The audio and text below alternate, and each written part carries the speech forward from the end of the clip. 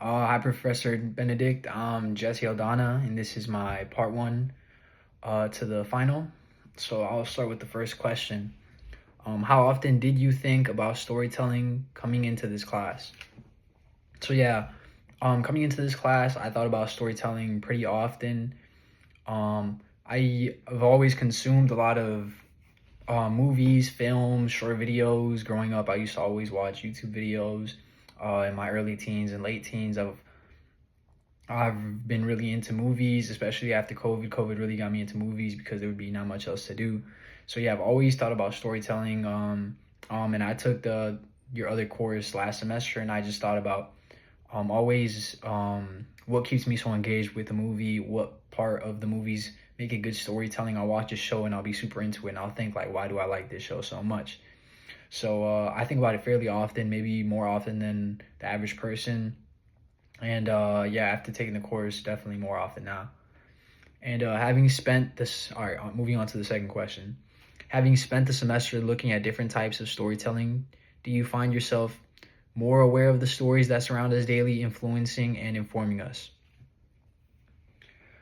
Um, yeah, so before I would just see or consume media on the internet, like journalism, photojournalism, animations, short form media, and I would just consume it and not think much of it or the kind of content that it is. Now that I see what animations are, I see an animation and I know what I'm watching, or I know the process that goes behind creating it. Or now that I know journalism, I know kind of what they do, why they do it. I know like I'm more educated on what it is that journalism and animations and other forms of content are. So yeah, I see how it influences how it's created. I just know more of the ins and outs around different kinds of medias. And yeah, when you know more about the media, how it's created, why it's created, you learn about more of the things that go into creating it, why they create it, the motives behind it. So yeah, just knowing more of the curriculum was kind of formed around like different kinds. So just knowing more about every separate kind as you go through the semester, it kind of builds like a good foundation of understanding of what different kinds of medias are or different kinds of storytelling. And on to the third question. So of the various types of story we looked at, which did you find the most interesting? Which would most likely be a career that you would be interested in pursuing, and why? So yeah, of the various types, I found probably animation the most interesting. Being being that I saw the effort that goes behind animation. For the second part of the final project, I am looking into animation. I don't know if that's the one that I would choose, but I definitely know now that it takes a lot of effort. It takes a lot of patience, and it's just really time consuming. And it'd be a lot more time consuming and I'd say internet focused or digital tool focused than in person film storytelling. So yeah, I just found animation really interesting because of all the things that go into it and how hard difficult it is after you really look into it. And the most likely I'd find a career in pursuing is definitely journalism. I take a lot of interest in what happens in the world. I see the news or I watch the news on X or on the internet all the time. So I'm definitely interested in the real world events, or if not, just things that are going on in the world. So I think journalism, if I were to choose a career path from the modules, I would say that one would be the one I'd be most interested in.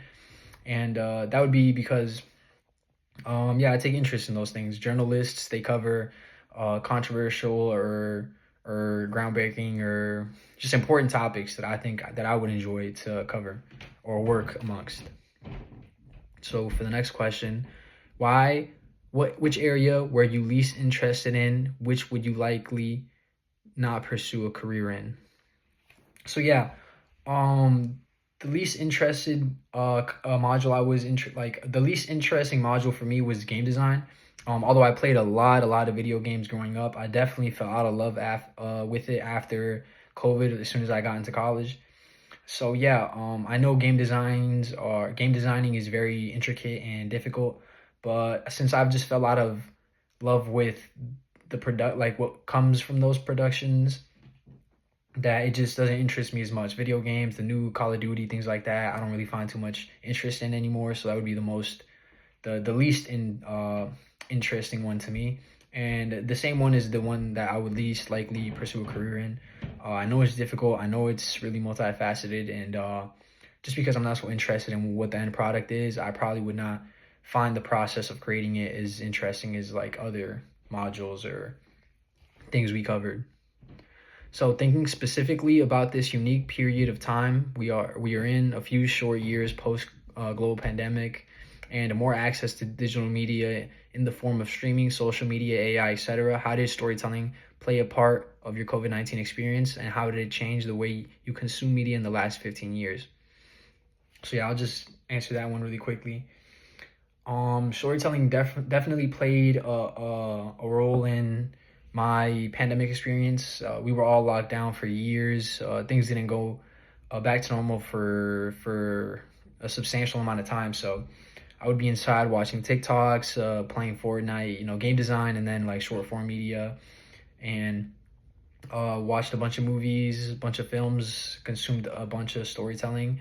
And yeah, it kind of helped me get through COVID because it was a really slow time in any other aspect besides the internet. So it definitely helped my experience.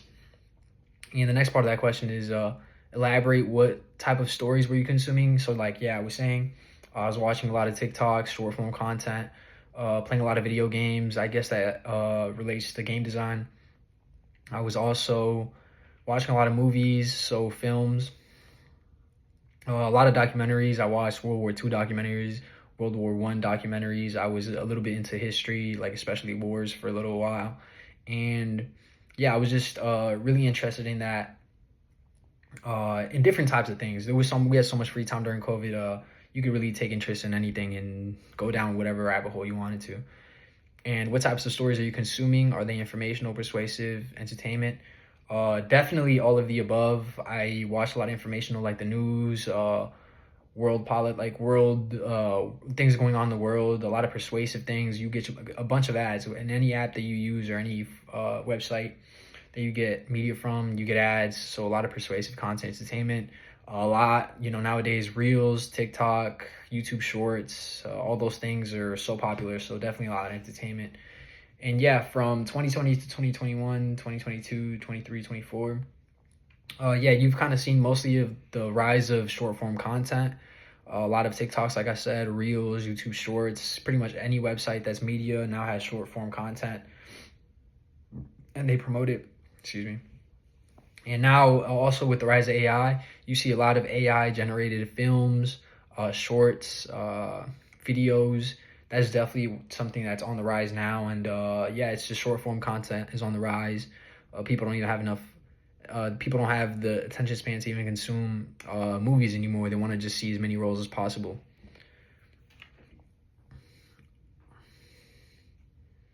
And now to the next question. What types of stories did you create pre-pandemic, during pandemic, post-pandemic?